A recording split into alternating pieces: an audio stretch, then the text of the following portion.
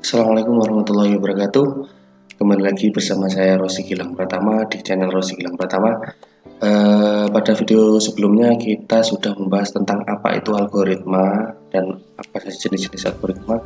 Kita sekarang akan membahas tentang struktur algoritma. Apa saja struktur algoritma itu? Yang pertama adalah inti dari algoritma adalah menemukan solusi dari suatu permasalahan. Yang kedua yaitu untuk menyelesaikan masalah, algoritma membutuhkan spesifikasi. Spesifikasi yang pertama adalah input atau masukan sesuai yang diperlukan. Kemudian nomor dua adalah memprosesnya melalui serangkaian langkah-langkah. Dan yang terakhir menghasilkan output sebagai solusi dari permasalahan tersebut. Nanti akan saya kasih contoh. Ini adalah alur dari sebuah algoritma, yaitu yang pertama adalah masalah, yang kedua algoritma masalah tersebut, terus kemudian solusi dari masalah tersebut, atau bisa dikatakan dengan input algoritma, terus kemudian algoritmanya, kemudian output. Secara umum, struktur algoritma terdiri dari 3 bagian, yaitu yang pertama adalah nama atau judul algoritmanya, yang kedua adalah bagian deklarasi, yang ketiga adalah bagian deskripsi. Berikut ini gambaran struktur sebuah algoritma. Algoritma yang nama algoritma, penjelasan mengenai algoritma yang berisi uraian singkat mengenai apa yang dilakukan oleh algoritma. Contoh seperti ini. Misal kita punya suatu permasalahan atau suatu input memasak mie, maka bagaimana cara untuk ini adalah nama algoritma adalah untuk memasak mie. Langkah-langkah memasak mie. Di permasalahannya adalah langkah-langkah memasak mie. Kemudian deklarasi, semua bahan dan alat yang dibutuhkan selama algoritma dijalankan, atau dalam algoritma meliputi variabel yang dipakai, nama tipe, konstanta, nama prosedur, dan nama fungsi didefinisikan di sini. Contohnya seperti masalah yang saya sampaikan sebelumnya, yaitu cara untuk memasak mie. Maka bahan yang perlu kita siapkan adalah yang pertama jelas mie-nya itu sendiri, mie instan. Kemudian alatnya adalah kompor, panci memasak mie, kemudian air. Nah, di situ kita akan memproses gimana kita akan mendidihkan airnya terlebih dahulu, menyalakan kompor, kemudian mendidihkan air, kemudian masukkan mie, siapkan bumbu-bumbunya, mie sudah siap, baru bisa kita makan. Nah, untuk proses yang terakhir, mie sudah dihidangkan, itu adalah di deskripsinya. Semua langkah proses atau statement algoritma dituliskan di sini. Biasanya langkah-langkah diberikan penomoran untuk memudahkan penelusuran dan organisasi. Nah, ini contohnya. Di sini ada judul algoritmanya adalah resep puding mutiara. Bagian deklarasinya ini adalah bahannya 1 bungkus tepung HW, 250 gram gula pasir, 1 gelas santan kental, 3 gelas air, 100 gram mutiara, 1 lembar daun pandan, dan yang terakhir setengah sendok teh garam. Ini tergabung dalam bagian deklarasi. Kemudian cara pembuatannya atau langkah-langkah pembuatan resep puding mutiara ini adalah masuk di bagian deskripsi. Ada contoh lagi gimana cara sebuah algoritma bisa disusun atau dibuat. Adalah langkah-langkah mendownload video dari YouTube. Yang pertama jelas kita buka situs YouTube-nya. Kemudian yang kedua adalah buka video pada situs YouTube. Kita mau pilih video apa, misal video musik. Terus salin alamat video yang dibuka. Kemudian nomor 4 adalah buka situs www.keepfit.com. Kemudian tempel atau paste alamat yang telah disalin pada isian yang disediakan oleh situs keepfit.com. Kemudian klik tombol download. Nomor 6, jika sudah muncul download, klik kanan pilihan format video yang diinginkan, apakah MP4 atau FLV, kemudian pilih save link as. Yang terakhir, tunggu hingga proses download selesai. Itu contoh yang selanjutnya. Ini untuk contoh berikutnya saya skip aja karena mungkin sudah paham dengan contoh yang pertama dan kedua tadi. Ini contoh kasus yang berbeda lagi. Perhatikan algoritma sederhana berikut. Yang pertama, jika seseorang ingin mengirim surat kepada kenalannya di tempat lain, langkah yang harus dilakukan adalah: pertama, menyiapkan peralatan tulis. Yang kedua, menulis surat. Yang ketiga, surat dimasukkan ke dalam amplop tertutup. Yang nomor 4, amplop ditempeli perangko secukupnya. Yang kelima, pergi kantor pos terdekat untuk mengirimkannya. Ingat, algoritma tidak bisa diloncat-loncat atau dilewati per langkah. Jadi harus urut sesuai runtutannya. Misal, di sini kalau misalkan kita balik langkahnya, maka surat tersebut tidak akan sampai ke penerimanya. Yang pertama, pergi ke kantor pos terdekat untuk mengirimkannya. Contoh kalau kita balik ya, pergi ke kantor pos terdekat untuk mengirimkannya. Apa yang kita kirim? Padahal kita belum menyiapkan apa-apa, kita tidak membawa apa-apa. Kemudian amplop ditempeli perangko secukupnya. Setelah dari kantor pos, kita menempel perangko di amplopnya. Setelah kita tempel amplop, surat dimasukkan ke dalam amplop tertutup. Surat apa?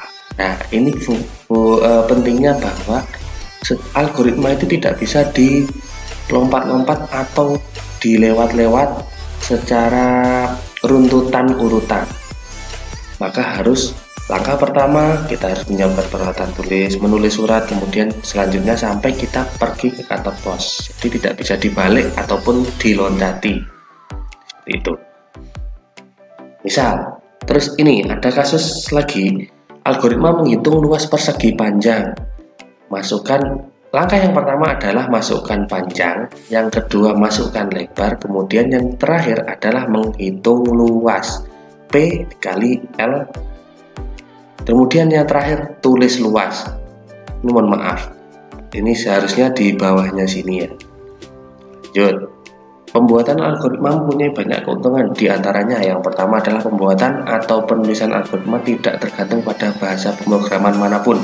Jadi algoritma sejatinya adalah bahasa manusia, bukan bahasa pemrograman ya. Jadi apa sih tujuannya?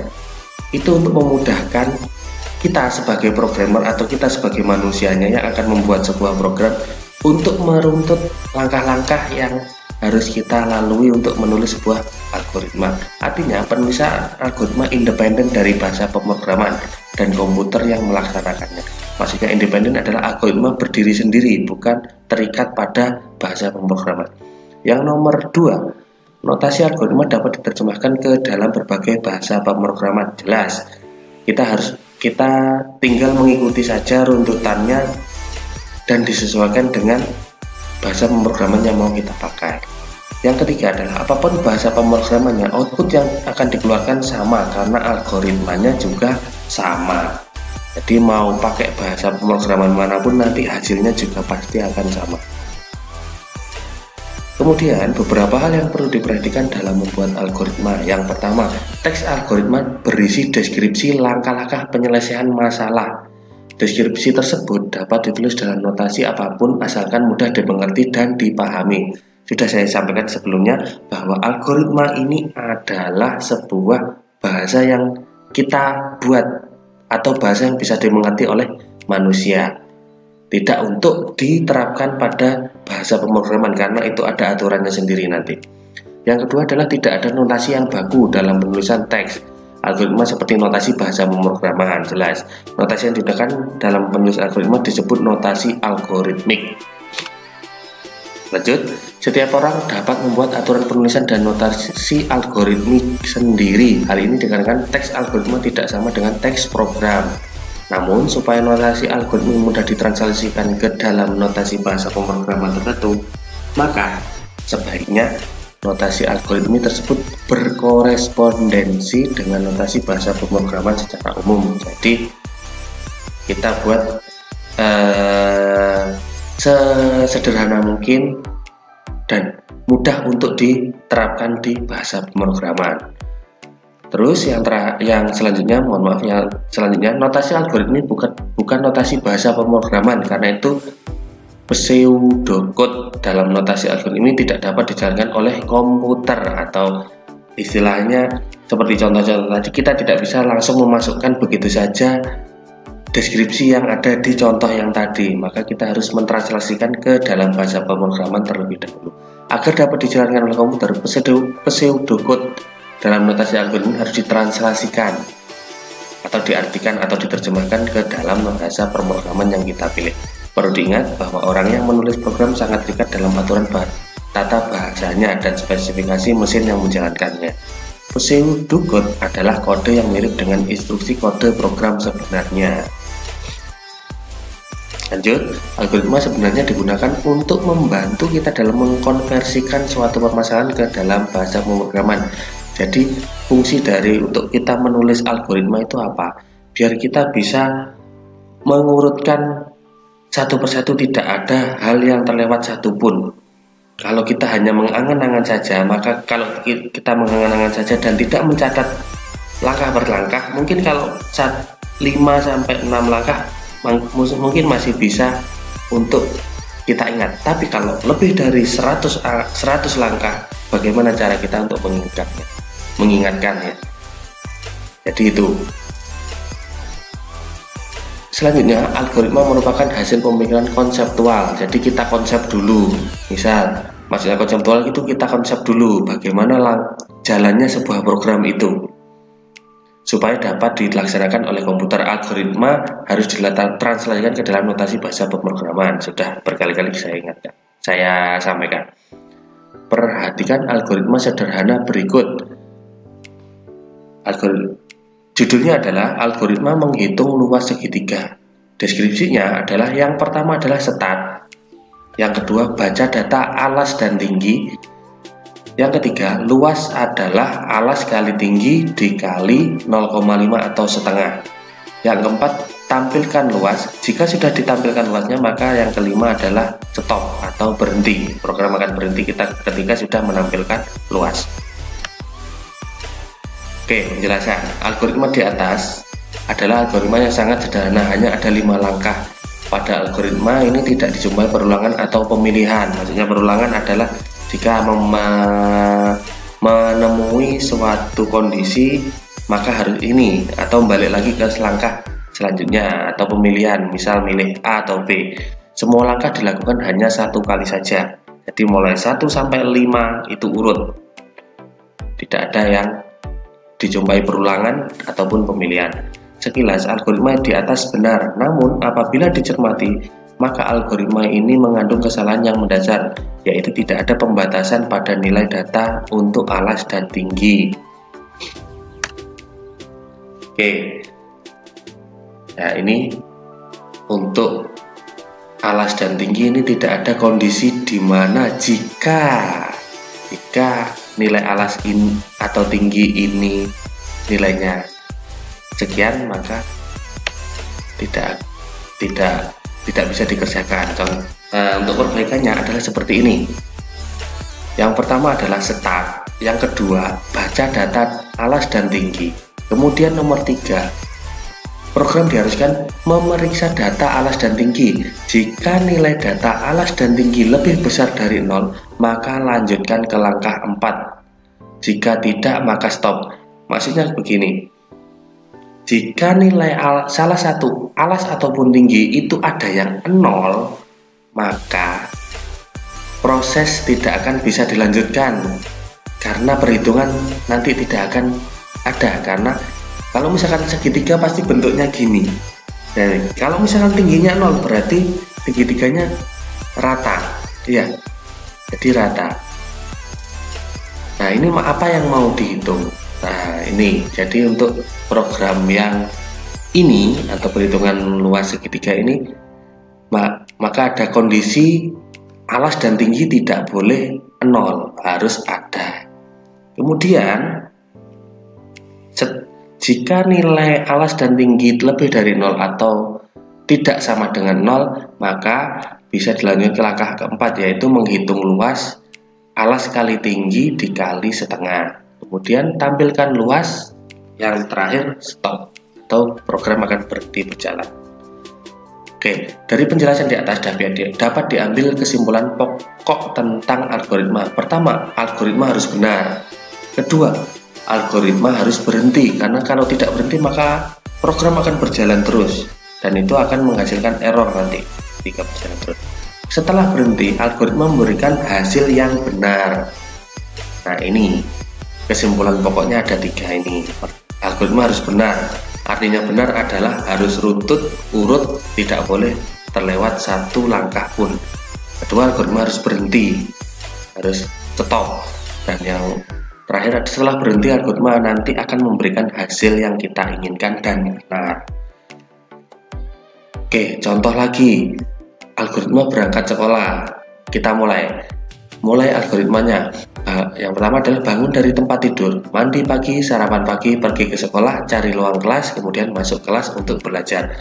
Algoritma ini tidak bakalan bisa sempurna atau tidak bakalan bisa berjalan dengan lancar ketika kita melewatkan satu langkah pun. Misal sarapan pagi kita tidak lakukan, maka di sekolah kita tidak bakalan bisa konsen untuk belajar karena kelaparan. Jadi seperti itu. Yang terakhir adalah selesai. Oke, mungkin video kali ini tentang struktur algoritma cukup sekian. Jika kalian merasa ilmu ini bermanfaat, silahkan dibagikan ke teman-teman yang lain, mungkin dari teman sekolah lain juga bisa, ke teman kerja, teman